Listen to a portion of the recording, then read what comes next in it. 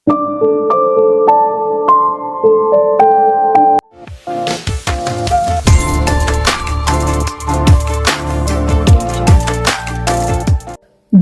பார்த்து ஷாக் ஆகி நிற்கிறார் ரூனா. ரூனாவுக்கு இவ யோனா இருப்பாளோ அப்படிங்கிற டவுட் வந்துருச்சு.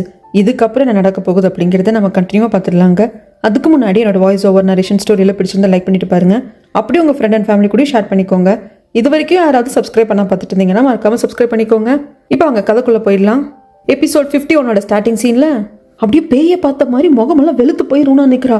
அதை பார்த்தது இவங்களுக்கு ஒரு மாதிரி ஆயிடுது. யாருக்கு பார்க்கக்கூட அம்மாவுக்கு, ஏ ரூனா என்னாச்சு, ஏன் முகமெல்லாம் அப்படி வெளுத்து போச்சு அப்படின்னு கேட்குறப்போ, நீ தூகியா, நிஜமாலே நீ தூகியா, மிஸ்டர் பி கூட பொண்ணு தூகியா அப்படிங்கிறப்போ ரூனா ரொம்ப ரூடாக பேசிட்டு இருக்க. அந்த மிஸ்டர் பி கூட ஒரே பொண்ணு தூகி தான், ஏன் இப்படியெல்லாம் பேசிட்டு இருக்க அப்படிங்கிறாங்க. என்னாச்சு ஆண்டி, உங்களுக்கு ஏதாவது பிரச்சனையா அப்படின்னு சொல்லிட்டு நம்மளோட யோன் கேட்கறதுக்கு, அதெல்லாம் ஒன்றும் இல்லை, நான் கொஞ்சம் ரெஸ்ட் எடுக்கணும் அப்படின்னு சொல்லிட்டு போயிடுவாங்க. பார்க்கோட வந்து சாரி கேட்பாங்க. சாரி தூகி, என்னாச்சு ஏதாச்சும் தெரியல, அப்படி நடந்துக்க மாட்டேன் அப்படிங்கிறப்போ, தெரியல அவங்களுக்கு ஏதோ கேர் தேவைப்படுதுமா, நான் கிளம்புறேன் நீங்கள் பார்த்துக்கோங்க அப்படின்னு சொல்லிட்டு வெளியே வந்துடுவா. ஆனால் பார்க்கோட அம்மாவுக்கு புரியாதது என்னன்னா, யாரை பார்த்து எதை பார்த்து பயப்படாதவ ரூனா. ரூனா ஏன் தூகியை பார்த்து பயந்தா அப்படிங்கிறது தெரியல. ஆனால் வெளியே வந்த நம்மளோட யோன், இது ஆரம்பம் தான் ரூனா, இதுக்கப்புறம் தான் இருக்கு, செம ஃபன்னாக இருக்க போகுது. இது வரைக்கும் எல்லா காய்களையும் நீ நகர்த்தின, இதுக்கப்புறம் நான் நகர்த்த போகிறேன், அதனால தான் ஃபன் இன்னும் கூடுதலாக இருக்க போகுது அப்படின்னு மனசுக்குள்ளேயே சொல்லிட்டு வந்துடுவா. அதுக்கப்புறமாக உள்ளே இருக்கிற அந்த ரூனா வந்து அப்படி திக்கு உட்காந்துருப்பா. என்னது மிஸ்டர் பீக்கோட பொண்ணு இவதான் தூகினா, ஏன் யோன் மாதிரி அவளுக்கு ஃபேஸ் கட் இருக்கு, ரெண்டு பேரையும் அச்சல் வாத்த மாதிரி ஒரே மாதிரி இருக்காங்க அப்படின்னு புரியல. பார்க்கோடாம நிஜமாவே கவலைப்படுறாங்க. பெய்ய பார்த்த மாதிரி பயந்துருந்தாலே அப்படின்னு சொல்லிட்டு தண்ணி குடிருவோம்னா என்னாச்சு ஏதாச்சும் அப்படின்னு கேட்கறதுக்கு, ஏய் அந்த தூக்கி உனக்கு நல்லா தெரியுமா, அவன் நிஜமாலே தூக்கி தானே அப்படிங்கிறப்போ, இன்னும் லூஸ் மாதிரி பேசிட்டு இருக்க, உங்களோட அப்பா சேர்மன் இறந்து போகிறதுக்கு முன்னாடியே இங்கே தூக்கி வரப்போக இருந்திருக்கா, பார்க்கும் தூக்கியும் டேட்டிங்கே பண்ணியிருக்காங்க, இன்னடி உளறிட்டு இருக்க, உனக்கு என்னதான் ஆச்சு, ஏதோ உனக்கு ஏதோ ஹை ப்ரெஷர் ஏறிடுச்சு அப்படின்னு சொல்லிட்டு தான் தண்ணி எடுத்துட்டு வந்தேன், தண்ணி குடி அப்படின்னு சொல்லிட்டு பார்க்கோடாம வெளியே வந்துடுவாங்க. உடனே ரூனா வந்து ஜாங்குக்கு கால் பண்ணி, என்னங்க நீங்கள் ஆஃபீஸ் முடிஞ்சதுமே நேராக வீட்டுக்கு வாங்க, வேற எங்கேயும் போகாதீங்க. ஏன் ரூனா பதட்டமாக இருக்கே, என்னாச்சு? இல்லைங்க என்னால் இந்த விஷயத்தை தனியாக ஹேண்டில் பண்ண முடியல, நீங்கள் வீட்டுக்கு வாங்க பேசிக்கலாம் அப்படின்னு சொல்லிட்டு காலை கட் பண்ணிடுறா. இந்த பக்கமாக இந்த ஸ்ரீஜாக்கு புரியுது, நம்ம அம்மா வந்து காங்தேவை நடத்துகிற விதம் அப்படிங்கிறது சரியில்லை, அது காங்தேக்கு பிடிக்கல அப்படிங்கிறது. ஸோ காங்தேவை ஸ்பெஷலாக ட்ரீட் பண்ணும் அப்படிங்கிறதுக்காக என் அம்மா அப்பாவை கேட்டு என்னோட லைஃப்பில் எல்லா முடிவும் எடுத்தேன். ஆனால் என் அம்மா அப்பாவை கேட்காம நான் எடுத்த முடிவில் 2வது முடிவு இது. ஃபர்ஸ்ட் முடிவு நீ காங்தே, உன்னை கட்டிக்கணும், உன்னை லவ் பண்ணணும், உன் கூட ஒரு லைஃப் வாழணும் அப்படிங்கிறது தான் என்னோட பேரண்ட்ஸை கேட்காம நான் எடுத்த ஃபர்ஸ்ட் முடிவு. அது முக்கியமாக என் அம்மாவை கேட்காம. இப்போ நான் உனக்கு கிஃப்ட் பண்ணியிருக்கேன் இந்த கார், என்னோட பேரண்ட்ஸை முக்கியமாக என் அம்மாவை கேட்காம நான் எடுத்த முடிவு அப்படின்னு சொல்லிட்டு கிஃப்ட் பண்ணுறாங்க. ஆக்சுவலி அது காங்தேக்கு பிடிச்சிருக்கு. இந்த ஸ்ரீஜா அவங்க அம்மா ரூனா பேச்சை கேட்காம இருக்கணும் தான் காங்தேவும் ஆசைப்படுறான். நம்ம வெளியே போகலாமா அப்படிங்கிறப்போ, இந்த ஸ்ரீஜா ஃபோனை கூட அப்படின்னு சொல்லிட்டு காங்தே இவரோட ஃபோனையும் எடுத்து டேஷ்போர்டில் போட்டு வச்சுக்கிட்டு, இது நம்மளோட பர்சனல் ஸ்பேஸ், இதில் யாரோட தலையீடு இருக்கக்கூடாது அப்படின்னு சொல்லிட்டு 2 பேரும் கிளம்புறாங்க.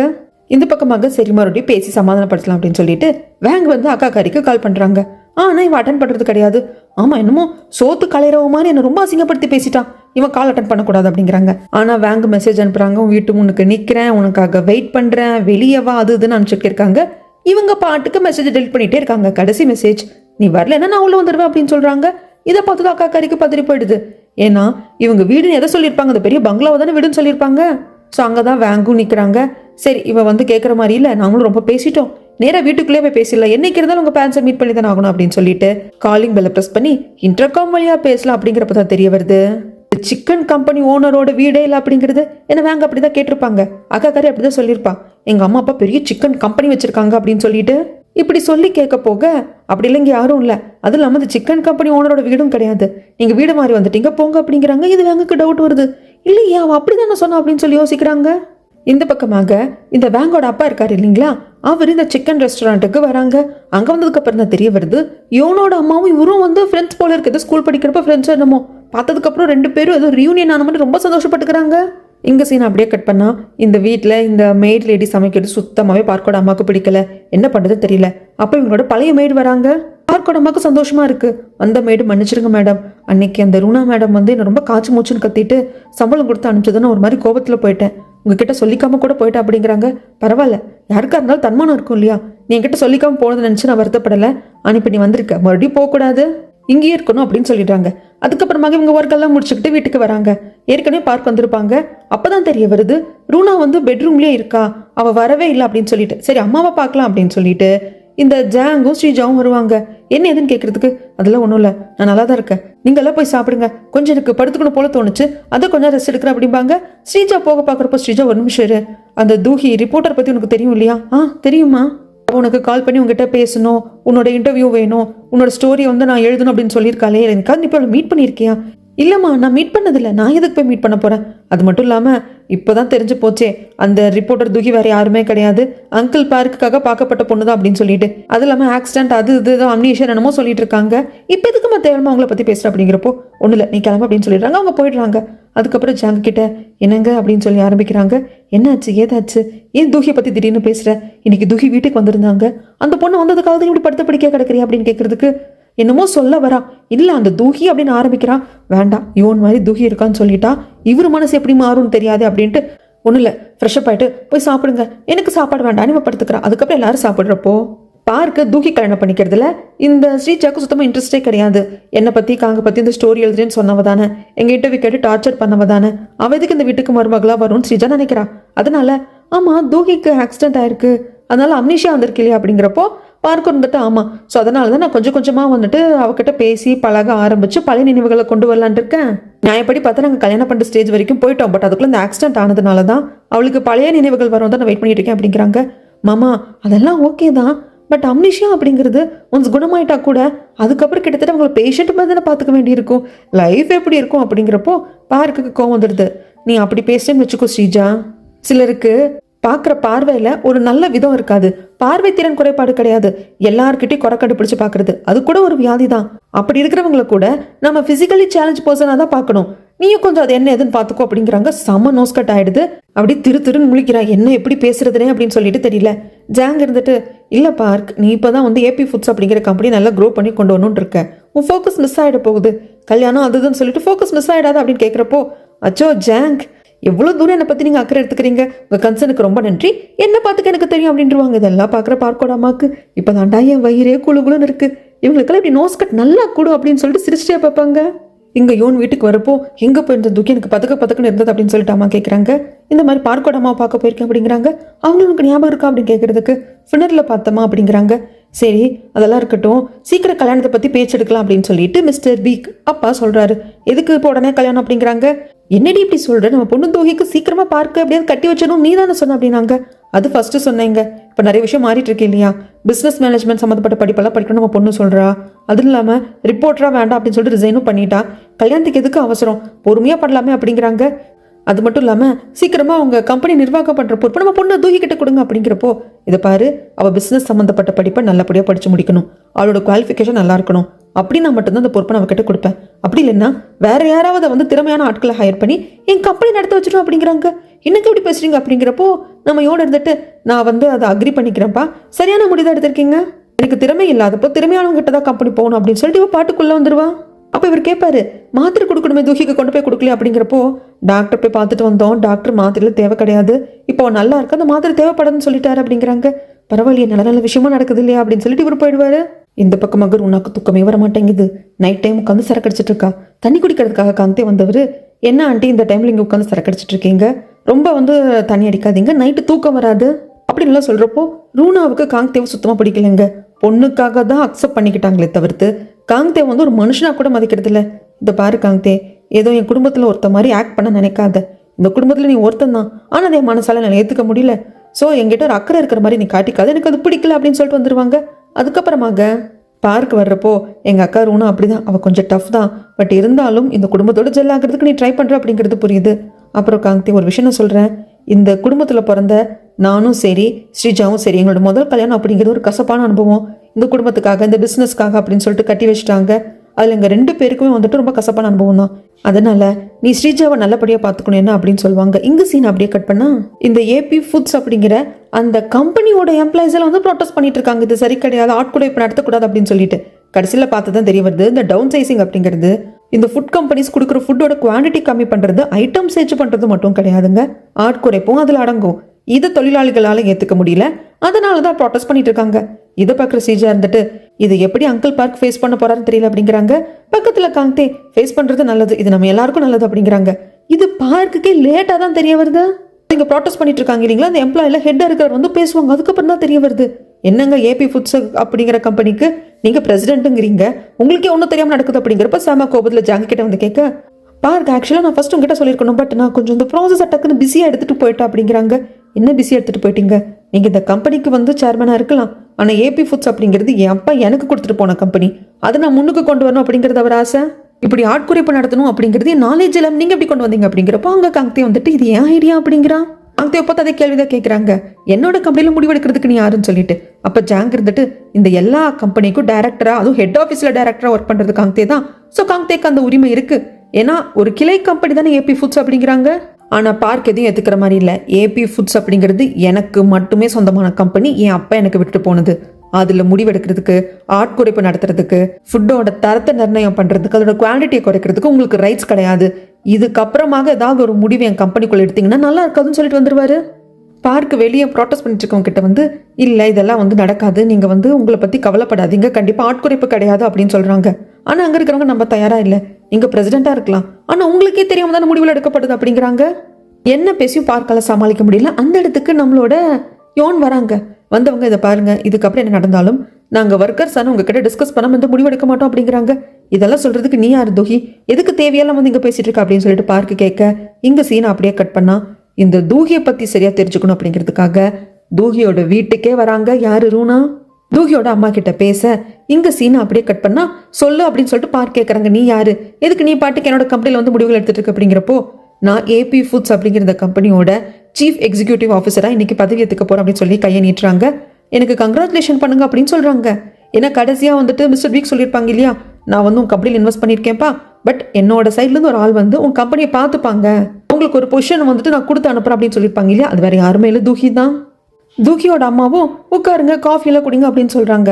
இவ அப்படியே பேச்ச ஆரம்பிக்கிறா, இந்த மாதிரி தூஹிக்கு அம்னேஷியா வந்துருச்சாமே அது இது அப்படின்னு சொல்லிட்டு எல்லாம் பேச்ச ஆரம்பிச்சுட்டு, ஆமாம் தூஹியும் பார்க்கும் கல்யாணம் பண்ணிக்க போகிறாங்க, ஆல்ரெடி டேட் பண்ணிட்டு இருந்தாங்க, ஆக்சிடென்ட் ஆனதுனால தான் இப்போ தூஹிக்கு அந்த அம்னேஷியாலாம் வந்ததுனால தான் கொஞ்சம் அது ஹோல்டில் போடப்பட்டிருக்கு.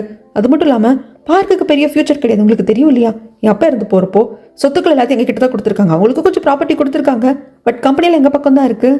ஏபி ஃபுட்ஸை சக்ஸஸாக கொண்டு வந்தால் மட்டும்தான் பார்க்கு எல்லாம் கிடைக்கும், ஆனால் அதுக்கான வாய்ப்புகள் குறைவு. அது மட்டும் இல்லாமல் உங்களுக்கு தெரியும்னு நினைக்கிறேன், பார்க்கோட அம்மாவும் உங்கள் ஹஸ்பண்ட் மிஸ்டர் பிக்கும் ஒரு காலத்தில் லவ் பண்ணியிருக்காங்க அப்படிங்கிறப்ப நமக்கு ஒரு மாதிரி முகம் மாறுது. இங்கே பார்க் வந்து கேட்குறாங்க, தூஹி உனக்கு பழசெல்லாம் மறந்து போயிடுச்சு அப்படின்னாலும் மனுஷங்களை எப்படி ஷாக் ஆக வைக்கிறது அப்படிங்கிறத நீ இன்னும் மாற்றிக்கவே இல்லை, அது மட்டும் உனக்கு மறந்து போல. இல்லை எங்கள் அப்பா உங்ககிட்ட சொல்லலையே அப்படிங்கிறப்போ சொன்னார், ஆனால் வேறு யாராவது அனுப்பிச்சி வைப்பாரு, உங்கள் கம்பெனியில் இருக்கிற வேறு ஏதாவது எம்ப்ளாய் அனுப்பிச்சி வைப்பாருன்னு நினச்சேன், அது நீன்னு நினைக்கல, நான் ரொம்ப ஷாக்கில் இருக்கேன், இப்போ நான் என்ன பண்ணுறது பார்க், இருக்கட்டுமா இல்லை நான் போயிட்டுமா, எங்கள் அப்பாட்ட போய் ஏதாவது சொல்லணுமா அப்படிங்கிறப்போ, அதெல்லாம் ஒன்றும் இல்லை, நான் ஷாக்கில் இருந்தேன் அவ்வளோதான், மற்றபடி உங்க கூட சேர்ந்து ஒர்க் பண்ணுறதுக்கு எனக்கு ஓகே, உன்னை நான் வெல்கம் பண்ணுறேன் அப்படின்னு சொல்லிட்டு இப்போ தான் கை கொடுக்குறாங்க. அப்படி ரெண்டு பேர் ஹேண்ட் ஷேக் பண்ணுறப்போ எனக்கு பாஸ்ட்டில் தூஹியோட கை பிடிச்ச மாதிரியே இல்லை, அப்போ கை பிடிச்சதுக்கும் இப்போவும் டிஃப்ரெண்ட் இருக்குது அப்படிங்கிறாங்க. டிஃப்ரெண்ட் இருக்கும் பார்க், ஏன்னா நான் பழைய தூஹி கிடையாது, அதை நீங்கள் போக போக புரிஞ்சுப்பீங்க அப்படின்னு பொடி வச்சு பேசுகிறான். எங்கேருந்து ரூனா விடுற மாதிரி இல்லை, அந்த அம்மாவும் சுதாரிச்சுக்கிட்டு அதெல்லாம் ஒரு காலங்க, யாருக்கு தான் ஃபர்ஸ்ட்டில் வந்திருக்காது அப்படிங்கிறாங்க. இந்த பால் லெவல் அவுட் பண்ண முடியல அப்படின்னு சொல்லிட்டு அடுத்ததாக, ஆமாம் உங்களுக்கு ஒரே பெண்ணு தானா, தூஹி மட்டும் தானே அப்படிங்கிறப்போ, ஆமாங்க நிறைய பேர் 2-3 குழந்தைங்க பெற்றுக்கிறாங்க, ஆனால் எனக்கு வந்து கன்சீவ் ஆகிறதுல சில பிரச்சனை இருந்தது, தூஹி அப்படிங்கிறதே ஆண்டவனை எனக்கு கொடுத்த மிராக்கிள் தான், அதனால தான் அடுத்தடுத்து என்னால் வந்து கன்சீவ் ஆக முடியல அப்படிங்கிறாங்க. ரூனா சொல்கிறான், ஐயோ ஆமாங்க எனக்கும் ஒரே ஒரு பொம்பளை புள்ள தான், எனக்கும் அடுத்தடுத்து கன்சீவ் ஆகலை அப்படிங்கிறாங்க. நல்ல வேலை ஸ்ரீஜாவோட நிறுத்திட்டா, இல்லைன்னா எத்தனை பேர் வாழ்க்கை நாசமாக போயிருக்குமோ. ஆனால் ரூனாக்கு இன்னும் அது மைண்டுக்குள்ளே ஓடிக்கிட்டே இருக்குது. அதை சுற்றி வளைச்சு கேட்குறா, ஒருவேளை தூஹி ட்வின்ஸாக இருந்திருந்தா ஒரே பிரசவத்தில் 2 குழந்தைய பெற்றிருக்கலாம், 2 குழந்தைய வளர்த்துருப்பீங்களா அப்படிங்கிறாங்க. இது உங்களுக்கு சுருக்குங்குது, முகம் லைட்டாக மாறுது. ஆனால் சுதாரிச்சுக்கிட்டு, ஆமாங்க நானும் அதை யோசித்தேன், ஒரே பிரசவத்தில் 2 குழந்தையா பிறந்திருந்தா நல்லா இருந்திருக்குன்னு சொல்லிட்டு, பட் என்ன பண்ணுறது, எனக்கு ஆண்டவனாக கொடுத்தது ஒரே ஒரு குழந்தை தான், அதை நல்லபடியாக வளர்த்தா போதாதாங்க அப்படிங்கிறாங்க. இங்கே ஜாங்குக்கு வந்து பிடிக்கவே இல்லை, ஏன்னா இதுக்கப்புறம் தூஹி இங்கே வந்து ஒர்க் பண்ண போகிறாங்க அப்படிங்கிறதும், ஏபி ஃபுட்ஸ் அப்படிங்கிற கம்பெனியில் பார்க்கோட சேர்ந்து ஒர்க் பண்ண போகிறான் அப்படிங்கிறது பிடிக்கல. அதனால பார்க்க கூப்பிட்டு, என்ன பண்ணிட்டு இருக்க பார்க்க அப்படிங்கிறாங்க. என்ன பண்ணிட்டு இருக்கேன், எல்லாம் என்ன பண்ணுமோ அதான் பண்ணிட்டு இருக்கேன், எங்கள் அப்பா எனக்கு கொடுத்த ஒர்க் என்ன பண்ணிட்டு இருக்கேன் அப்படிங்கிறாங்க. இதை பாரு, ஏபி ஃபுட்ஸ் அப்படிங்கிற அந்த கம்பெனி ஒன்றும் தனி கம்பெனி கிடையாது, அது மெயினாக இருக்கிற ஒரு கம்பெனியோட ஒரு பிரான்ச் தான் அப்படிங்கிறாங்க. இதை பாருங்க, உங்களுக்கு வேற ஏதோ பிரச்சனை இருக்கு ஜாங், நிரந்தர சேர்மனாக இருக்கணும்னு ஆசைப்படுறீங்களா, இப்போதான் உங்கள் ட்ரூ கலர் வெளியே வருது போல இருக்கு அப்படிங்கிறப்போ, பார்க்க இப்படியெல்லாம் பேசாத, நான் அப்படியெல்லாம் ஒரு இன்டென்ஷனோட நான் பேச கிடையாது, தூஹி இங்கே ஒர்க் பண்ணுறது, ஏபி ஃபுட்ஸ் அப்படிங்கிற அந்த கம்பெனியில் ஒர்க் பண்ணுறது எனக்கு பிடிக்கல அப்படிங்கிறாங்க. ஓ எனக்கு இப்போதான் விஷயம் புரியுது. ஸோ ஏபி ஃபுட்ஸ் அப்படிங்கிற கம்பெனி நான் ரன் பண்ணுறது பிரச்சனை இல்லை, அதுக்கு மிஸ்டர் பிக் இன்வெஸ்டராக இருக்கிறதும் பிரச்சனை இல்லை, தூஹி என் கூட ஒர்க் பண்ணுறது தான் பிரச்சனை. ஏன் பழசெல்லாம் ஞாபகம் வருதா? அது உங்க பிரச்சனை ஜாங். 20 வருஷம் ஒரு பொண்ணுக்கோட வாழ்க்கையை கெடுத்துட்டு உங்க மருமக அந்த பொண்ணை கழட்டி விட்டுட்டு உங்க பொண்ணு ஸ்ரீஜாவை கட்டிக்கிட்டா அது உங்களுக்கு குத்துது குடையுது அப்படின்னு அது உங்க பிரச்சனை. தூகியை பார்க்குறப்போ நம்மளோட ரகசியங்களெல்லாம் தெரிஞ்ச ஒரு பொண்ணை பார்க்குறப்போ கில்ட்டு வரதான் செய்யும். அது உங்க ப்ராப்ளம். அதுக்கு நான்லாம் ஒன்றும் பண்ண முடியாது. சம்டைம்ஸ் இந்த மாதிரி ரூடா பேசுறது நல்லா இருக்கு ஜாங். மனசுல இருக்கிறதெல்லாம் நிம்மதியாக கொட்டிட்டு போயிடலாம் அப்படின்னு சொல்லிட்டு பார்க்க அப்படியே வெட்டோன்னு துண்டு ரெண்டா பேசிடுவாரு. இங்க தூகியோட அம்மா கிட்ட பேசிட்டு ரூனா வந்துட்டா. பட் இருந்தாலும் ரூனாவோட மனசு ஆறல. ஸோ தூகி யார் என்ன அப்படின்னு சொல்லிட்டு விசாரிக்க சொல்லி ஒரு பிரைவேட் டிடெக்டிவ் கிட்ட எப்பவுமே கேட்பா இல்லைங்களா, அதை விசாரிக்கணும்னா அவங்களுக்கு கால் பண்ணி சொல்றான் தூகி யாரு என்னன்னு விசாரி அப்படின்னு சொல்லிட்டு. இங்க சீன் அப்படியே கட் பண்ணா இந்த ரூனா சொல்லிட்டு போனது மனசை ஒரு மாதிரி அடிச்சுக்கிட்டே இருக்கு தூகியோட அம்மாவுக்கு. பார்க்கோட அம்மாவும் உங்க ஹஸ்பண்ட் மிஸ்டர் பிக்கும் ஒரு காலத்துல லவ் பண்ணவங்க, அதெல்லாம் கொஞ்சம் இடிக்கும் இல்லையா அப்படின்னு நல்லா சொன்னது. அப்ப அவங்க பெருசா எடுத்துக்கலனாலும் இப்ப அவங்களுக்கு மனசு ஒரு மாதிரி அடிச்சுக்குது. அதுக்கப்புறம் பார்க்கோட அம்மா மிஸ்டர் பிக்கு கால் பண்ணி இந்த மாதிரி என் பையனோட கம்பெனிக்கு இன்வெஸ்ட் பண்ணதுக்கு ரொம்ப நன்றி. நான் எப்போ கால் பண்ணணும்னு நினைச்சேன், இப்போதான் நேரம் கிடைச்சது. உங்களுக்கு நான் ஏதாவது சமைச்சு கொடுக்கணும்னு நினைக்கிறேன், உங்க ஒய்ஃபோட வீட்டுக்கு வாங்க அப்படின்னு சொல்றாங்க. அவரும் சரின்னு சொல்லிடுவாங்க. ஃபோன் பேசிட்டு ரூம் விட்டு வெளியே வரப்போ காஃபி குடிச்சிட்டு உட்காந்துருப்பா இந்த ரூனா. எப்போ பார்த்தாலும் ஏதோ சீக்க வந்த கோழி மாதிரி ரூம்குள்ளேயே கிடக்காத, வெளியே வந்து இப்படி அப்படி உட்காந்து பேச அப்படிங்கிறாங்க.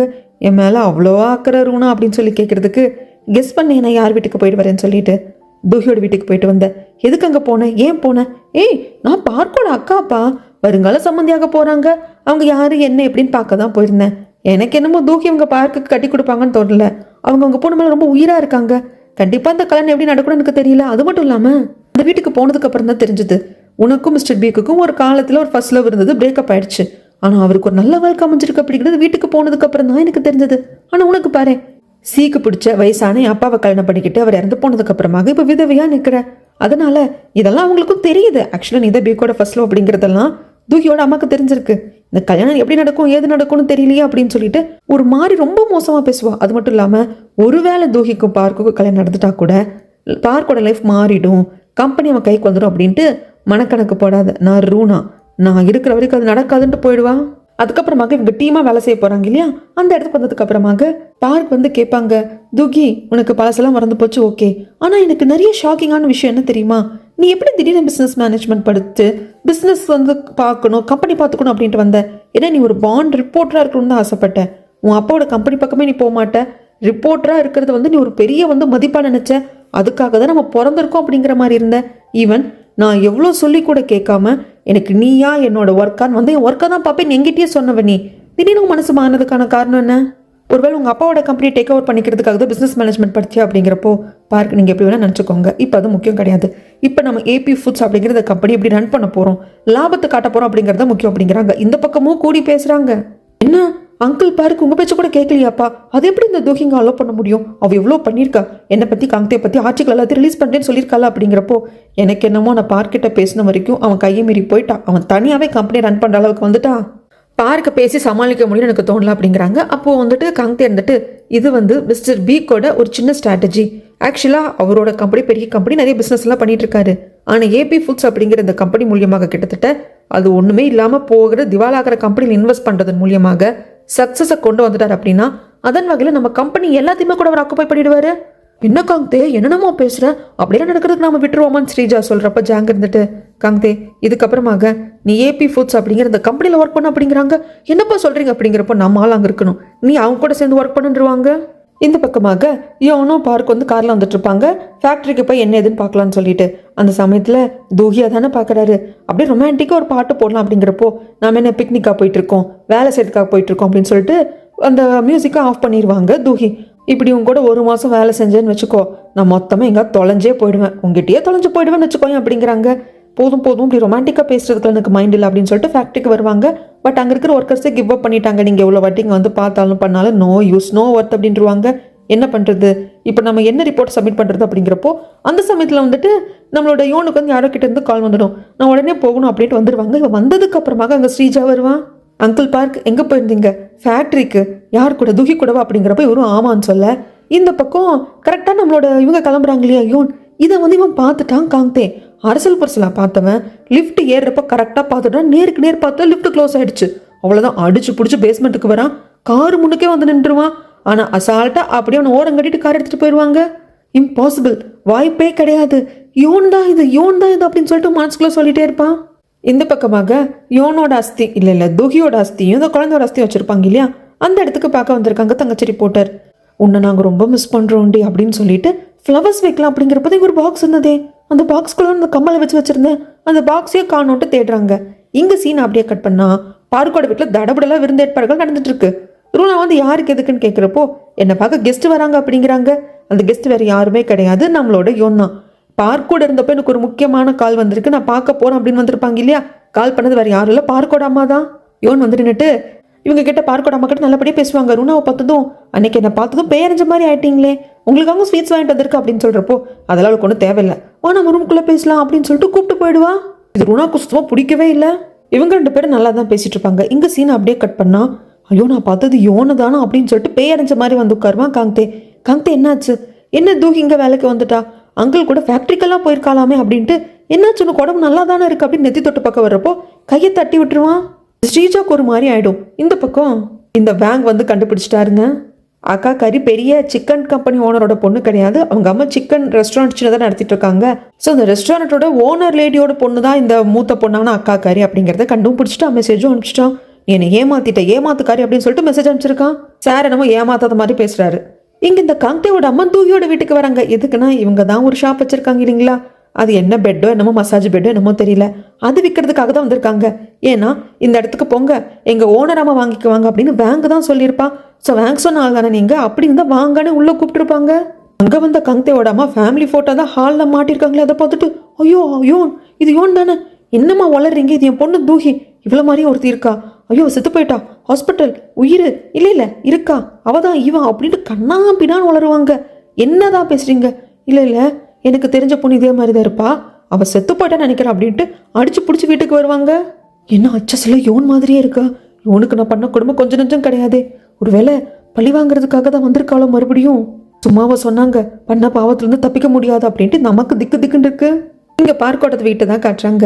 இன்னும் அந்த வீட்டில் தூகி இருக்க தான் செய்கிறாங்க. இப்போ தூகி வர ரூம்பு ஸ்ரீஜாவும் காங்தேவும் யூஸ் பண்ணிட்டு இருக்க ரூம். அவங்க வெட்டிங் ஃபோட்டோ அங்கே இருக்கும். அதை பார்த்துக்கிட்டே இருக்கிறப்போ என்னோட ஆசை கனவு என் குழந்தை எல்லாத்தையும் அழிச்சிட்டு நீ உருவாக்குன வாழ்க்கை தானடா இது அப்படின்ட்டு ஒரு கோவமாக பார்த்துக்கிட்டே இருக்கிறப்போ இவங்க ஆஃபீஸ் எல்லாம் முடிச்சுட்டு வீட்டுக்கு வருவாங்க. சீக்கிரம் போய் ஃப்ரெஷ்ஷப் ஆகிட்டு வாங்க சாப்பிடலாம் அப்படிங்கிறப்போ ஃபஸ்ட்டு ரூம்குள்ளே வர காங்தே அங்கே நிற்கிறேன். நம்ம யோனை பார்த்து ஷாக் ஆகிடுவான். காங்தே பார்த்துட்டு அப்படியே பக்கத்தில் வருவான். யோன் அப்படின்னு பக்கத்தில் வர்றப்போ சாரி நான் இது பார்க்கோட ரூம்னு நினச்சிட்டு வந்துட்டேன், உங்கள் ரூம்பா, நான் காலையிலே கம்பெனி வந்திருந்தேன், பட் நல்ல விதமாக அறிமுகப்படுத்திக்கல, என் பேர் தூஹி, கீழே சாப்பிட்றதுக்கு நான் வெயிட் பண்ணுறேன், நீங்கள் ஃப்ரெஷ்ஷாக போயிட்டு வாங்கன்ட்டு போயிடுவான். ஆனால் காங்தேக்கு அப்பா என்னடா இது யோனே தான் அப்படிங்கிற மாதிரி மெய் மறந்து போய் பார்த்துட்டு இருந்தப்போ அப்படியே அதிர்ச்சியில் உட்காந்துருவான். இந்த பக்கமாக பார்க் வந்ததும் அவங்க அம்மா சொல்லுவாங்க பார்க் ஒரு ரூமுக்கு போ, தூகி வெயிட் பண்ணிட்டு இருக்கா அப்படின்னு சொல்லிட்டு. பார்க் ஒரு ரூமுக்கு வரப்போ கதவை தட்டிட்டு வருவார். ஏன் தூகி இப்படி பண்ணுற, என் வீட்டில் என் ரூமுக்கு வரப்போ கதவை தட்டிட்டு வர்ற மாதிரி வச்சுடுறேன். அண்ட் தென் என் கூட இருந்தப்போ ஒரு முக்கியமான வேலை முக்கியமான பர்சனை மீட் பண்ணணும்னு வந்தியே, அப்போ கால் பண்ணது என் அம்மா தானே அப்படிங்கிறதுக்கு ஆமான்னு சொல்கிறாங்க. ஏன் என்கிட்ட சொல்லாமையே போனேன், ஏன் எல்லா டைமும் உங்களுக்கு ஹிண்ட் கொடுத்துட்டே இருக்கணுமா அப்படின்னு சொல்லிட்டு பார்க்கிட்ட சொல்ல, பார்க்குக்கு வந்து ஆக்சுவலாக பாவம் தூகியை தான் நான் வந்து பார்த்துட்ருக்கோம் அப்படிங்கிற மாதிரியே அவர் வந்து பேசுவார். இந்த பக்கமாக காங்தே என்ன அப்படியே உட்காந்துட்டீங்க, ஃப்ரெஷ்ஷப் ஆகிட்டு வாங்க, கீழே சீக்கிரம் சாப்பிட போகலாம் அப்படிங்கிறப்போ இல்லை ஸ்ரீஜா நான் வரல நீ போ, என்னாச்சு ஆஃபீஸ்லேருந்தே பார்க்குறேன் சரியில்லையே அப்படிங்கிறாங்க, நான் தான் நீ போன்னு சொல்லலை அப்படின்னதும் சரி நான் வந்து சாப்பிட போகிறேன்ட்டு இவங்க கீழே வந்துடுவாங்க. அதுக்கப்புறமாக தான் பார்க்கும் நம்ம யோனும் வருவாங்க. யோனை பார்த்துட்டு ஓ நீங்கள் தான் தூகியா அப்படின்னு நிமிந்து பாப்பா பாருங்க ஸ்ரீஜா, கையில் இந்த ஸ்பூனெல்லாம் தவற விட்டுருவா. ஜாங்கு என்னடா இது அப்படிங்கிற மாதிரி பார்ப்பாரு. அதுக்கப்புறம் இவங்க 2 பேரும் உட்காந்து சாப்பிட இதுக்கு மேலே ரூனாக்கு சோறு இறங்குமா, எனக்கு பசி இல்லைன்ட்டு எழுந்து வந்துடுவா. ஜாங் அதுக்கப்புறமா தான் வந்து கேட்பாரு என்ன ரூனா இது அப்படிங்கிறதுக்கு நீங்கள் கேட்கலையா, மிஸ்டர் டிபிகோட பொண்ணு தூஹி. ஐயோ அது அவங்க சொன்னதுல எனக்கு புரிஞ்சது, ஆனால் என்ன பார்க்குறதுக்கு யோன் மாதிரியே இருக்கா, அச்சு அசல ட்வின்ஸ் மாதிரி இருக்காங்க அப்படிங்கிறப்போ எனக்கு அந்த டவுட் வந்தது. அதனால தான் தூகியோட அம்மா போய் பார்க்க போனேன். அவங்க ட்வின்ஸ் எல்லாம் இல்லை, ஆனால் 2 பேர் பார்க்குறதுக்கு ஒரே மாதிரி இருக்காங்க, இப்படி பார்க்குறதுக்கு அச்சில் வத்த மாதிரி ஒரே மாதிரி 2 பேர் இருப்பாங்க போல இருக்கு அப்படிங்கிறாங்க. அது பிரச்சனை இல்லை, ஆனால் கம்பெனியில் என்ன பிரச்சனை அப்படின்னு கேட்குறப்போ ஏபி ஃபுட்ஸ் அப்படிங்கிற அந்த கம்பெனியில் அடுத்தடுத்து அவங்களோட முன்னேற்றத்தை தடுக்கணும் அப்படிங்கிறதுக்காக நான் காங்தேவை இதுக்கப்புறமாக அங்கே ஒர்க் பண்ண சொல்லியிருந்தேன், யார் கூட பார்க் கூட சேர்ந்து. ஆனால் இப்போது வேறு மாதிரி பிரச்சனை போயிடுமே, அன்கம்ஃபர்டபுள் ஆகிடுமே அப்படிங்கிறாங்க. ஏன் அன்கம்ஃபர்டபுள் ஆகுது அப்படிங்கிறப்போ இல்லை இதுக்கப்புறம் தூக்கி கம்பெனிக்கு வந்து ஏபி ஃபுட்ஸ் இருக்கு இல்லையா, பார்க்கோட சேர்ந்து அவ்வளோ ஒர்க் பண்ண போகிறேன், அவங்க அப்பா தானே இன்வெஸ்ட் பண்ணியிருக்காங்க மிஸ்டர் பிக், அதனால் அப்படிங்கிறாங்க. என்னங்க பண்ணி வச்சுருக்கீங்க, இதை பாரு வேறு வழியே கிடையாது, அந்த பார்க்கோட சேர்ந்து நம்ம காங்தே ஒர்க் பண்ணி தான் ஆகணும், அப்போ தான் அவங்க என்ன பண்ண போகிறாங்க அப்படிங்கிறது நம்மளுக்கு தெரிய வரும். ஆனால் கண்டிப்பாக காங்தேக்கு இது அன்கம்ஃபர்டபுளாக தான் இருக்கும் அப்படிங்கிறாரு. அதுக்கப்புறமாக சாப்பிட்டு முடிச்சுட்டு கிளம்புறப்போ நீ பார்த்து போயிட்டு வாமா, டே பார்க் போய் ட்ராப் பண்ணிட்டு வந்துட்டு தூகி அப்படின்னு சொல்லிட்டு இவங்க ரூம்க்குள்ள வந்துடுவாங்க. ஆனால் தூக்கி இருந்துட்டு இல்லை நான் போய்க்கிறேன் அப்படிம்பாங்க. என்னோட பழைய தூகி எப்போவுமே நான் கூட இருக்கணும்னு நினைப்பா. நான் அவளை ட்ராப் பண்ணுறேன்னு சொன்னால் மறுக்காமல் என் கூட வருவா. சரி பரவாயில்ல, எல்லாத்துக்கும் பொறுமை இருக்குது, காலம் இருக்குது, காத்துக்கிட்டு இருக்கேன் அப்படின்னு சொல்லிட்டு இவர் பாட்டுக்கு வந்துடுவாங்க. வெளியே தனியாக தான் போவா வீட்டுக்கு போகிறதுக்காக நம்மளோட யோன். அதை பார்த்துட்டு பின்னுக்கவே ஸ்ரீஜா வந்துட்டு ஒரு நிமிஷம், என்ன யாருன்னு தெரியுதா? தெரியுது, உங்கள் அப்பா பேர் ஜாக், உன் பேர் ஸ்ரீஜா நல்லாவே தெரியுது. தெரியுது அப்படின்னா என்னையும் காங்தேவின் எவ்வளோ டார்ச்சர் பண்ணேன்னு தெரியுமா? டார்ச்சரா? நானா? ஆக்சுவலாக ஸ்ரீஜா எனக்கு நிறைய பழசெல்லாம் மறந்து போச்சு. அதனால் நீ என்ன பேசுகிற எது பேசுகிறேன்னு எனக்கு புரியல. அப்படி நான் ஏதாவது உங்களை டார்ச்சர் பண்ணியிருந்தேன் அப்படின்னா அப்போ கண்டிப்பாக என்கிட்ட அதுக்கான குட் ரீசன்ஸ் இருக்கும். இல்லாமல் நான் கண்டிப்பாக யாரையும் டார்ச்சர் பண்ணியிருக்க மாட்டேன். அது மட்டும் இல்லாமல் எனக்கு நிறைய மறந்து போச்சு, உங்களை பற்றி நிறைய ஞாபகம் வந்ததுன்னா அப்புறம் மீட் பண்ணி பேசலாம் அப்படின்னு சொல்லிட்டு நம்ம யோன் வந்துடுவாங்க. ஸ்ரீஜாக்கெல்லாம் இதுக்கப்புறம் நிம்மதி போனது தான். இங்கே காங்கத்தோட அம்மாவுக்கு தூக்கம் வர மாட்டேங்குது. அவங்க பையனுக்கு கால் பண்ணி, டே நான் இதை உங்ககிட்ட சொல்லக்கூடாதுன்னு தான் நினச்சேன், நானே வந்து மனசுக்குள்ள வச்சுக்கணும்னு நினச்சேன், ஆனால் முடியலடா. இன்னைக்கு ஒரு கஸ்டமர் வீட்டுக்கு போயிருந்தேன், அங்கே இருக்கிற பொண்ணோட பேர் தூகியா, அவங்க ஃபோட்டோவில் தான் பார்த்தேன், அப்படியே யோன் மாதிரியே இருக்கா அப்படின்னதும், அம்மா வாய மூடு, தூகி அப்படிங்கிறவங்க உயிரோடு இருக்காங்க, அவங்க ஒரு ரிப்போர்ட்டராக இருந்தவங்க, அவங்க எனக்கு தெரியும், யோன் செத்து போயிட்டா, 2 பேர் வேற வேறம்மா, ஃபோனை வை அப்படிங்கிறதுக்கும் கரெக்டாக ஸ்ரீஜா வந்து ரூம்குள்ள வரதுக்கும் கரெக்டாக இருக்குது. ஏன் நம்மளையே சுற்றி சுற்றி வரா அப்படிங்கிறப்போ லூசு மாதிரி பேசாத ஸ்ரீஜா, யோன் இறந்து போயிட்டா, இது தூகி வந்து நம்மகிட்ட நிறைய வாட்டி பேசியிருக்காங்க இல்லையா, 2க்கும் வித்தியாசம் இருக்குது, புரிஞ்சுக்கோ, பார்க்கறதுக்கு ஒரே மாதிரி இருக்காங்க அப்படிங்கிறதுக்காக கன்ஃபியூஸ் ஆகக்கூடாது அப்படின்ட்டு யார் சொல்கிறா? காங்தே. ஆல்ரெடி காங்தே தான் பயங்கரமாக கன்ஃபியூஸ் ஆயிருக்காங்க. இந்த பக்கமாக நம்ம யோன் வீட்டுக்கு வந்துட்டாங்க. வீட்டுக்கு வந்ததுக்கு அப்புறமாக இவர் மெசேஜ் பண்ணுறாரு பார்க், வீட்டுக்கு போய் ரீச் ஆனது மெசேஜ் பண்ண மாட்டே அப்படிங்கிறப்போ, இது பாருங்கள் நீங்கள் என்ன மேலே ரொம்ப அக்கறை எடுத்துக்கிறீங்கன்னு புரியுது, இப்படி மெசேஜ் பண்ணிகிட்டே இருந்தால் என்ன பண்ணுறது, நான் வீட்டுக்கு வந்து ஃப்ரெஷ் அப் ஆகிட்டு தூங்கவே போகிறேன், குட் நைட் அப்படின்னு சொல்லிட்டு இவன் மெசேஜை வந்து கட் பண்ணிவிடுவா. ஆனால் கொஞ்சம் வந்து இதாக இருக்குது நம்மளோட யோனுக்கு, மற்றவங்களெல்லாம் பழி வாங்குறது ஓகே, ஆனால் பாவம் பார்க் ஒரு பியூரான சோல், அவரோட காதலோட விளையாடுறோமோ அப்படின்னு சொல்லிட்டு கொஞ்சம் கஷ்டமாக இருக்குது. அந்த சமயத்தில் தூகியோட அம்மா வந்துட்டு, ஏமா இந்த க்ரீம் முடிஞ்சிருக்குமே, மேபி நீ மறந்து போயிருப்ப, என்னதுக்கு ஏதுக்கு அப்படிங்கிறதுக்கு, ஆக்சுவலாக உனக்கு ஹார்ட் சர்ஜரி நடந்தது இல்லையா, அதை சுற்றி இருக்கிற தழும்பு அப்பப்போ ட்ரை ஆகிடும், சம்டைம்ஸ் உனக்கு இச்சிங்கும் ஆகும், அதுக்கு இந்த க்ரீமை வந்து டாக்டர் சஜஸ்ட் பண்ணியிருந்தாங்க, நீ மறந்து போயிருப்ப, இந்த போட்டுக்கோ அப்படிங்கிறதுக்கு, இல்லை எனக்கு டேப்லெட்ஸ் வேண்டியதில்லை அப்படிங்கிற மாதிரி, எனக்கு இச்சிங்கு ட்ரைனஸ் எல்லாம் இல்லைம்மா அப்படிங்கிறாங்க. இல்லை எதுக்கோ நீ போட்டுக்கோ, நம்ம என்ன போட்டு விட்டுமா அப்படிங்கிறப்போ அதெல்லாம் ஒன்றும் வேண்டாமா அப்படின்ட்டுருவாங்க. இங்கிருந்து இவங்களுக்கு அப்படியே லைட்டாக டவுட்டு வந்து ஸ்டார்ட் ஆக ஆரம்பிக்குது. எங்கே காங்தேக்கு வந்து தூக்கமே வரல, உட்காந்து சரக்கு அடிச்சிட்டு இருக்கான். அந்த சமயத்தில் ஏன் தூங்காமல் என்ன பண்ணிட்டு இருக்க அப்படின்னு தண்ணி குடிக்கிறதுக்கு வந்து பார்க்க கேட்குறப்போ ஒன்றும் சொல்கிறது இல்லை காங்தே, என்னால் புரிஞ்சுக்க முடியுது, தூகி நம்ம கம்பெனியில் ஒர்க் பண்ணுறது உனக்கு வந்து பிடிக்கல, அவளை டெய்லி பார்க்க வேண்டியது இருக்கும் அப்படிங்கிறாங்க. தூகியும் யோனும் ஒன்றா இருப்பாங்க அப்படிங்கிறதெல்லாம் பார்க்குக்கு தெரியாதுங்க. ஆனால் தூகி வந்துட்டு ரிப்போர்ட்டர், காங்தே அண்ட் ஸ்ரீஜாவோட லைஃப்பை பற்றின அந்த ஆர்டிக்கல் எல்லாம் எழுதுனது அப்படிங்கிறது தெரியும் இல்லையா, ஸோ அதன் வகையில் வந்து கொஞ்சம் டிஸ்டர்ப் ஆகிறா போல இருக்கு அப்படின்னு கேட்குறப்போ அதெல்லாம் ஒன்றும் இல்லை, அது மட்டும் இல்லாமல் இதுக்கப்புறம் நீ ஏபி ஃபுட்ஸில் வந்து எங்கள் கூட தான் ஒர்க் பண்ண போகிற, ஸோ நீ அன்கம்ஃபர்டபுளாக எதுவும் ஃபீல் பண்ண வேண்டாம் அப்படின்னு சொல்லிட்டு பார்க் எழுந்து போகிறப்போ அந்த இடத்துல எல்லாத்தையும் நின்று கேட்டுகிட்டே இருப்பாங்க ரூனா. அதுக்கப்புறம் ரூனா வந்து, என்ன தூகியை பார்க்குறப்ப யோனை பார்க்குற மாதிரி இருக்கா, ஏதோ ஒரு க்யூரியாசிட்டியில் ஏதாவது அதை பண்ணுறேன் இதை கொள்கிறேன் அப்படின்னு சொல்லிட்டு பண்ணிக்கின்னு வைக்காத, நான் சொல்கிறத மட்டும் பண்ணு, நீ ஏபி ஃபுட்ஸில் வந்துட்டு போய் ஒர்க் பண்ண போகிற, நீ உன்னோட வேலையை மட்டும் செய்ய போகிற, நம்ம கம்பெனி ஜாங் எனக்கு அதுக்கப்புறம் என் பொண்ணு ஸ்ரீஜாக்கு இவங்க நலனுக்காக நீ பாடுபட போகிற, அது மட்டும் மைண்டில் இருக்கட்டும் அப்படிங்கிறப்போ ஒரு கொத்தடிவு மாதிரி நடத்துகிறாங்க இல்லையா, காங்தேக்கு கோவம் வந்துடுது. எனக்கு ஒரு விஷயம் தான் புரியல, நீங்கள் பாட்டுக்கு எதோ முடிவெடுக்கிறேன்னு போயிடாதீங்க, உங்களுக்கு கம்பெனி பற்றின ஃபுல் டீட்டெயில்ஸ் தெரியாது, ஸோ நீங்கள் அதுன்னு ஏதாவது பண்ண போகிறப்போ கம்பெனியில் நீங்கள் நிறைய மிஸ்டேக் பண்ணிடுவீங்க, அதனால கம்பெனி விவகாரம் தெரிஞ்ச என்கிட்டையும் ஜாங் சார்கிட்டையும் விட்டுருங்க அப்படிங்கிறாங்க. என்னடா எனக்கே லட்சம் எடுக்க ஆரம்பிச்சிட்டேன், என் பொண்ணு உன்னை ப்ரொடக்டிவாக பார்த்துக்கிறாளே அப்படிங்கிற தைரியமா உனக்கு, கவலைப்படாத, இப்போ என் டார்கெட் நீ கிடையாது, அந்த தூக்கியை தான் நான் ஒழிச்சு கட்டும்னு நினைக்கிறேன், அதனால் நீ தப்பிச்சு அப்படின்ட்டு ஒன்று அங்கிருந்து வந்துடுவா. அடுத்த நாள் இவரோட ஆஃபீஸ் ரூமை வெக்கேட் பண்ணிவிட்டு ஏபி ஃபுட்ஸ் அவங்க ஒர்க் பண்ணக்கூடிய அந்த பிளாக்குக்கு போயிட்டு ஒர்க் பண்ண ஆரம்பிக்கணும், அதுக்கு கிளம்பிட்டு இருக்காரு காங்தே. அந்த சமயத்தில் ஸ்ரீஜா வந்துட்டு, எனக்கு புரியுது காங்தே, ஆனால் சீக்கிரமாக அந்த தூக்கியை அடித்து விரட்டிடலாம், அதுக்கப்புறம் நிம்மதியாக இருக்கலாம் அப்படிங்கிறாங்க. அதுக்கப்புறமாக பார்க் ஜாங்க பார்க்க வந்து, இப்போ எதுக்கு காங்தேவை எங்கள் கூட ஒர்க் பண்ணுறதுக்கு அனுப்புறீங்க, ஆக்சுவலாக நேற்று சொல்லிட்டீங்க, என்னால் அதை பற்றி பெருசாக அப்போ பேச முடியல, இதில் ஏதாவது உள்கூத்து இருக்கா அப்படின்னு கேட்குறப்போ அதெல்லாம் ஒன்றும் இல்லை, ஒரு டேலண்டான பிஸ்னஸை பற்றி நான் நாலேஜ் இருக்கிற பர்சன் உங்கள் கூட இருக்கிறது நல்லது தானே அப்படிங்கிறப்போ, என்ன ஜாங் என் கம்பெனி மேலே அவ்வளோ அக்கறையா, ஏபி ஃபுட்ஸை இழுத்து மூடுற வந்து அக்கறையில் தான் நீங்கிறதீங்க, சரி என்னமோ ட்ரை பண்ணுறீங்க, ட்ரை பண்ணிக்கோங்க, ஆனால் ஃபைனலாக நான் தான் ஜெய்வா அப்படின்னு சொல்லிட்டு வந்துடுறாங்க. வந்துட்டு இது எல்லாத்தையும் தூக்கி கிட்ட சொல்கிறாங்க. இது எல்லாத்தையும் கேட்குற யோனும் இருந்துட்டு, இதெல்லாம் நான் எதிர்பார்த்தது தான் அப்படிங்கிறாங்க. ஏன் அப்படிங்கிறப்போ, கண்டிப்பாக இந்த கம்பெனி சக்ஸஸ்ஃபுல்லாக போகிறதுக்கு ஜாங் விட மாட்டார், ஸோ அவரோட ஆளை வந்து இங்கே பக் பண்ணுற மாதிரி தான் வைப்பாங்க அப்படிங்கிறாங்க. அது பார்க்குக்கு புரியுது, தம் மருமகனே இங்கே அனுப்பிச்சு நம்ம growth எப்படி இருக்குது, அது எப்படி தடுக்கலாங்கிறதுக்காக தான் பார்க்குறாங்க அப்படிங்கிறது புரியுது. இந்த பக்கம் யோனோட ரூமில் தான் உட்காந்துட்டு இருக்கா அக்காக்காரி. யோன், நீ இறந்ததுக்கு அப்புறமா கூட எனக்கு ஹெல்ப் பண்ணிட்டு தான் இருக்க. நீ எப்படி தனியாக உன் பிள்ளைய வளர்த்தியோ அதே மாதிரி நானும் தனியாக வளர்க்க போகிறேன். என் குழந்தை பெற்றதுக்கு அப்புறமாக இதே ரூமில் தான் நாங்களும் அருந்து இருக்க போகிறோம் அப்படின்னு சொல்லிட்டு இருக்கிறப்போ அவங்க அம்மா ஃபோன் பண்ணி இந்த மாதிரி சிக்கன் ரெஸ்டாரண்ட்டுக்கு வாடி அப்படின்னு சொல்லிட்டு கூப்பிடுறாங்க. இந்த ரெஸ்டாரண்ட்டோட ஓனர் வந்துட்டு லீஸா மட்டும் கொஞ்சம் ஏச்சு பண்ணியிருப்பாங்களா, அவங்க கிட்ட இப்போ காசில் எப்படி கொடுக்குதுன்னு சொல்லிட்டு யோனோட அம்மா முழிச்சிட்டு இருந்திருப்பாங்க. அப்போ கேமராமேன் இருந்துட்டு என்கிட்ட கொஞ்சம் பணம் இருக்கு நான் கொடுக்குறேன் அப்படின்னு சொல்லிட்டு 2 பேர் பிஸ்னஸ் பார்ட்னர் ஆயிட்டாங்க. அங்கே தான் வேங்கோட அப்பாவும் இருப்பாங்க. வேங்கோட அப்பாவும் என்னோட அம்மா தான் பழைய ஃப்ரெண்ட்ஸ் ஆச்சே. எல்லாம் ஜாலியாக இருக்கிறப்போ அந்த இடத்துக்கு காங்கத்தோட அம்மா வருவாங்க. எதுக்கடா இங்கே வந்த, நீ ஃபர்ஸ்ட் இங்கே இருந்தப்போ அப்படின்னு சொல்கிற சமயத்தில், ஏய் நீங்கள் 2 பேர் இன்னுமா பார்த்துட்டு இருக்கீங்க அப்படின்ட்டு யோனோட அம்மா கேட்பாங்க. யோனோட அம்மாவுக்கு தெரிஞ்சிருக்கு போல இருக்கு, இவங்க ஒரு கம்பெனியில் வேலை செஞ்சப்போ அங்கே தான் காங்கத்தோட அம்மா வேலை செஞ்சுருப்பாங்க, அப்போ கூட பணம் வாங்கியிருப்பாங்க அப்படின்னு இடையில சொன்னாங்க இல்லையா. அந்த சமயத்திலேயே இந்த ஆள் கூட இந்த காங்கத்தோட அம்மா பழகிட்டு இருக்காங்க அப்படிங்கிறது தெரியும். ஆனால் அதில் முடிஞ்சு போச்சுல நினச்சேன். இப்போ என்னடா இன்னுமாடா பார்த்துட்டு இருக்கா அப்படின்னு சொல்லி கேட்குறப்போ, எங்கள் 2 பேருக்கு ஒரு பையன் கூட இருக்கு வாங்க அப்படிங்கிறாங்க. யோனோட அம்மாவுக்கு சி ஒழிஞ்சுப்போ அப்படின்னு சொல்லிட்டு அந்த ஆளையும் துரத்தி விட்டுட்டு நீ வெளியே போ அப்படிங்கிறாங்க. இரு, நான் ஒன்று இங்கே உங்கள் கூட கொஞ்சம் பேசுறதுக்காக வரல. யோன் மாதிரி அச்சசெல்லாம் பார்க்குற மாதிரியே ஒரு பொண்ணு இருக்கா, அப்படியே யோனே தான், ஆனால் அவள் யோன் கிடையாது, அவள் பேர் தூகி அப்படிங்கிறப்போ ரிப்போர்ட்டர் தங்கச்சிக்கோ ஐயோ இவங்க இப்படி குட்டியை குழப்பிட்டாங்களே அப்படிங்கிறதுக்கு. ஆனால் யோன் மாதிரி ஒரு பொண்ணு பார்க்கறதுக்கு இருக்கா அப்படிங்கிறப்போ யோனை பார்க்குற மாதிரி அவளை பார்க்கணும் போகணும் அப்படின்னு சொல்லிட்டு அம்மாவுக்கும் அக்காவுக்கும் தோணுது. இங்கே பார்க்கோட அம்மா இவங்க தூகியோட அம்மாவும் அப்பாவும் வந்து இன்வைட் பண்ணியிருப்பாங்க ரெஸ்டாரண்ட்டுக்கு வாங்க, நம்ம கல்யாணத்தை பற்றி என்ன எதுன்னு பேசலாம்னு சொல்லியிருப்பாங்க. ஆனால் அங்கே வருது மிஸ்டர் பீக் மட்டும்தான். உங்கள் ஒய்ஃப் வரலீங்களான்னு கேட்குறதுக்கு, இல்லை அவளுக்கு திடீர்னு ஒரு ஒர்க் வந்துருச்சுன்னு போயிட்டா, அதனால தான் என்ன மட்டும் அனுப்பிச்சா அப்படிங்கிறாங்க. சரிங்க உட்காருங்கன்னு சாப்பிட்டுக்கிட்டு இருக்கிறப்போ அங்கே நிறைய பேர் காசிப் பேசிக்கிறாங்க. அந்த லேடி யாருன்னு தெரியுதா, அந்த வயசான சேர்மேனை கல்யாணம் பண்ணாலே அவ தான். அந்த வயசான சேர்மேனுக்கு ருணான்னு ஒரு பொண்ணு இருக்குது, அந்த பொண்ணுக்கு இவளுக்கும் ஒரே வயசு தான், எப்படி தான் பண்ணாலும் அதுவும் ஃபர்ஸ்ட் ஒய்ஃபு உடம்பு சரியில்லாம போனதுக்கு இவதான் காரணம் போல இருக்கு அப்படி இப்படின்னு காசு பேசுகிறாங்க. இப்போ யாரோ ஒரு ஆள் கூட உட்காந்துருக்காளே, இந்த ஆளை வளைச்சு போட்டா போல இருக்கு அப்படிங்கிறப்போ நிம்மதியாக உட்காந்து சாப்பிடவே முடியல பார்க்கோட அம்மாவுக்கு. அது மிஸ்டர் பீக் புரிஞ்சுக்கிறாங்க.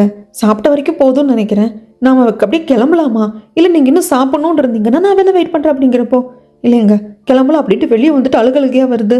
கர்ச்சிப் கொடுத்துட்டு அழாதீங்க அப்படிங்கிறாங்க. இங்கே தூகியோட வீட்டை தான் காட்டுறாங்க. அவங்க அம்மா வெளியே போயிருப்பாங்க இல்லையா, அவங்க வரப்போ மெய்டு இருந்துட்டு இந்த மாதிரி தூகி மேடம்க்கு ஒரு கெஸ்ட் வந்திருக்காங்க. கெஸ்ட்டா யாருன்னு கேட்க, இங்கே தான் வெயிட் பண்ணுறாங்க அப்படின்னு சொல்கிறப்போ அங்கே நிற்கிறது யோனோட அம்மா, ரிப்போர்ட்டர் தங்கச்சி. அதுவும் ஷாக் ஆகிடுறாங்க. என்னது ஏதுன்னு கேட்குறதுக்கு, மேடம் முடிஞ்சளவுக்கு எங்கள் அம்மாவை தடுக்க பார்த்தேன், என் அம்மாவுக்கு நான் உண்மையை சொல்ல எப்படியோ தெரிஞ்சுக்கிட்டாங்க, அதனால தான் யோன் மாதிரி இருக்கிற தூக்கியை பார்க்க வந்திருக்காங்க அப்படிங்கிறாங்க. ஃபஸ்ட்டு வெளியே போங்க அப்படிங்கிறப்போ கரெக்டாக அங்கே யோன் வந்துட அப்படியே அதிர்ச்சி ஆனவங்க, ஐயோ என் மகளே அப்படின்னு சொல்லி கட்டி பிடிச்சிப்பாங்க.